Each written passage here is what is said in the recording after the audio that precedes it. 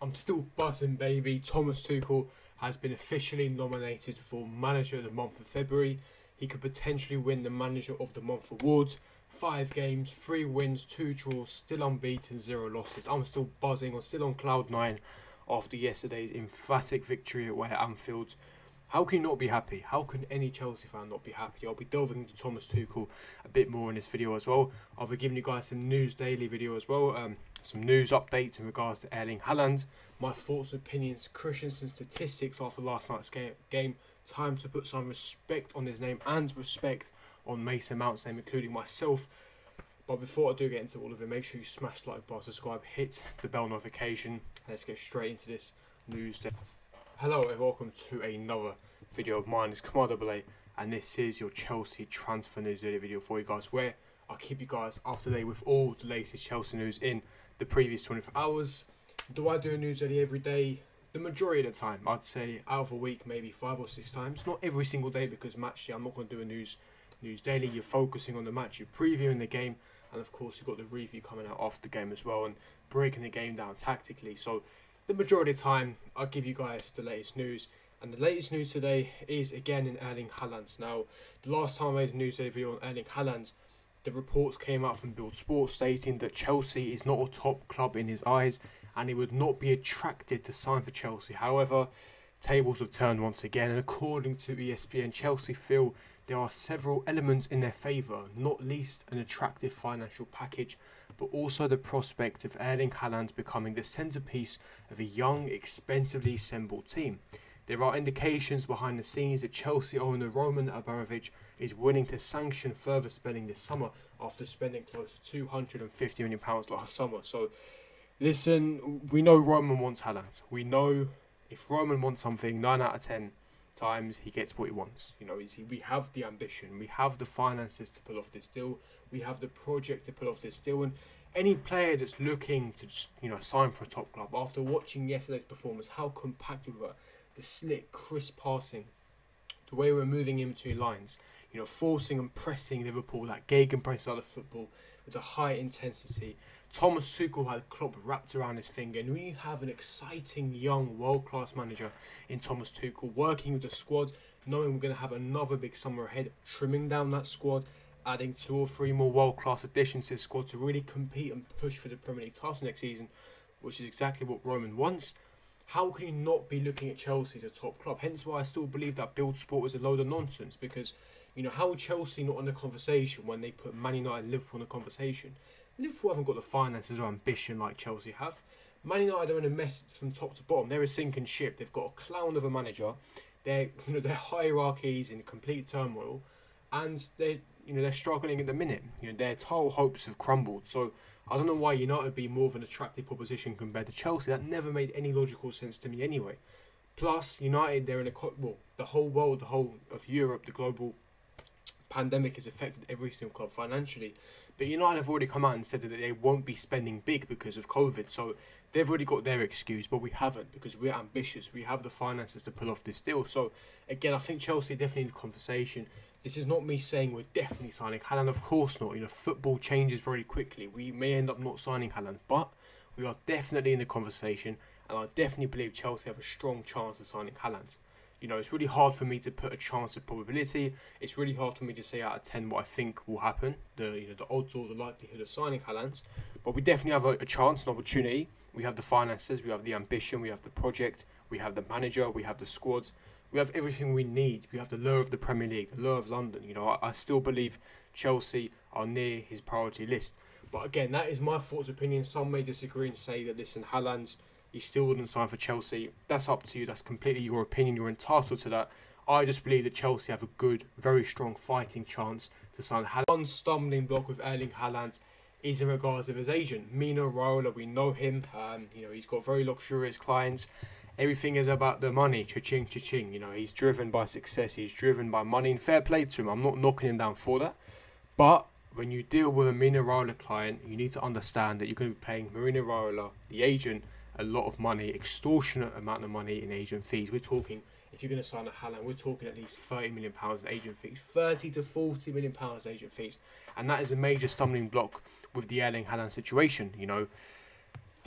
We've never always had a good relationship with Mino, but that relationship is recuperating. Petr Cech is making that better. And, if Roman really wants Haaland, he will pay the agent fees. So it really depends, as Matt Law said, it really depends on, does Roman really want Haaland? Is he desperate for him? Because if the answer is yes, he will simply just pay the agent fees and move on. And listen, if you pay Mino a lot of money, he will drive his client to your club. It's as simple as that. But that is the current stumbling block. And it's a player that we need. Listen, if we sign Erling Haaland, a world-class centre-forward, and you add another world-class centre-back to compete with, or to play alongside Christensen or Thiago Silva, and maybe another addition in midfield, someone like a Newhouse or a Hoffman as backup for depth in the winger positions, I think, and you trim down that squad, you have a very good, capable elite squad competing for the Premier League next season. And again, with a pre-season under their belt on the Tuchel, he will switch formation to a back four. He'll then implement his tactics and system, and that's when you'll see full Tuchel ball flourishing at Chelsea Football Club. But that is the latest news on Erling Haaland. Leave me your thoughts and opinions in the comment section below. But let's move on to exciting stuff. The exciting stuff has been confirmed. Thomas Tuchel has been nominated for Manager of the Month. Fantastic news. Obviously, he's not confirmed to be the Manager of the Month because alongside him, he's got Nuno Espirito Santos, Pep Guardiola, and of course Scott Parker. Those are the managers that have been nominated for the award. And if you haven't voted already, please go and vote for Thomas Tuchel. We need this guy. He had a tremendous month. 5 Premier League games, 3 wins, 2 draws, away victory against Spurs, away victory against Sheffield United, a win at home to Newcastle, and 2 draws against Man United and Southampton away. Still unbeaten, still only 2 goals conceded ever since he stepped foot into this fantastic football club. He deserves it, and for me, he deserves the award. How he's come into a team midway through a campaign, a club in turmoil, a messy dressing room, a split dressing room, and turned things around, had conversations with every single player, a few meetings, implementing his tactics. The guy is a magician, and I'm so happy we have a world-class manager like a Thomas Tuchel, being ahead of our team. And ever since Thomas Tuchel has walked into Chelsea Football Club, he's been unbeaten in all competitions, starting off with a draw at Wolves, a win against Burnley, a win against Tottenham, a win against Sheffield, Barnsley, Newcastle, a draw to Southampton, a win away at Atletico, a draw to Manchester United, and of course a fantastic, emphatic away victory at Liverpool. Things are looking very bright at Chelsea Football Club. There's a lot of room for optimism. There's a lot of belief in this football club, and I'm so happy and proud of the players. Listen, we know some of those players in that squad are simply not good enough, and we need to sell them or offload them in the summer, whether that's a loan deal, whether that's selling them permanently.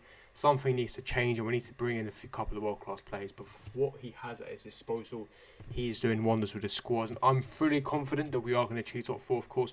Nothing is set in stone, but I'm very confident with the manager that we have, the squad that we have, the capabilities at this football club. There is no reason why we shouldn't get top 4. And listen, yeah, we have a fighting chance to win the FA Cup. We're going to face Sheffield United in the quarter-final at home.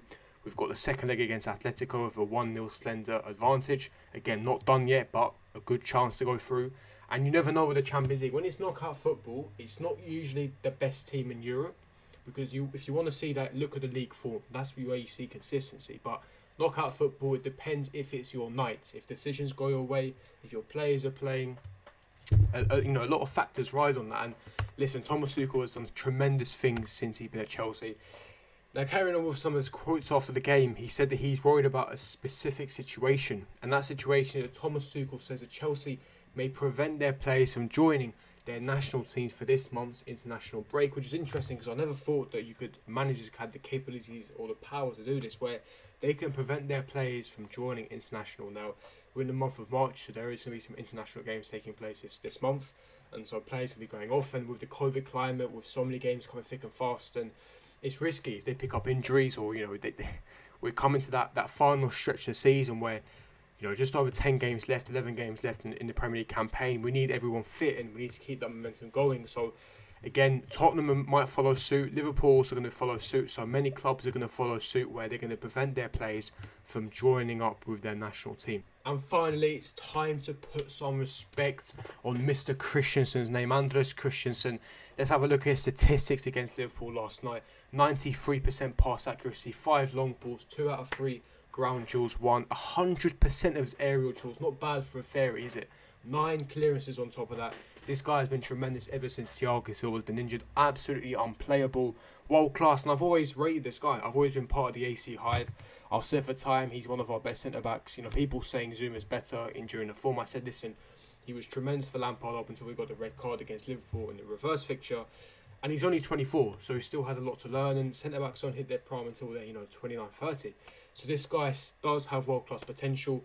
I love him as a player. His play style, the way that he can read the game, it's elite. His interceptions, his commanding in the box, his ball-playing abilities. Look at that, 93% pass accuracy, 100% aerial choice. Well, it's time to put some respect on Andreas Christensen's name, yeah? Because people that are doubting him don't doubt him anymore. Since Thiago Silva's gone away, we've kept a clean sheet away at Atletico, away at Anfield. Honestly, this guy's been unplayable. So credit to him, respect to him, long may it continue. And again, yeah, it really does put Zuma in the mud, because it could, really highly likely look like that Zuma is going to be heading for the door. So we'll have to wait and see what happens with that one. But that is me wrapping up the video. If you did enjoy it, don't forget to smash the like button, subscribe, hit the bell notification, and I'll see all of you guys for my next video. Peace.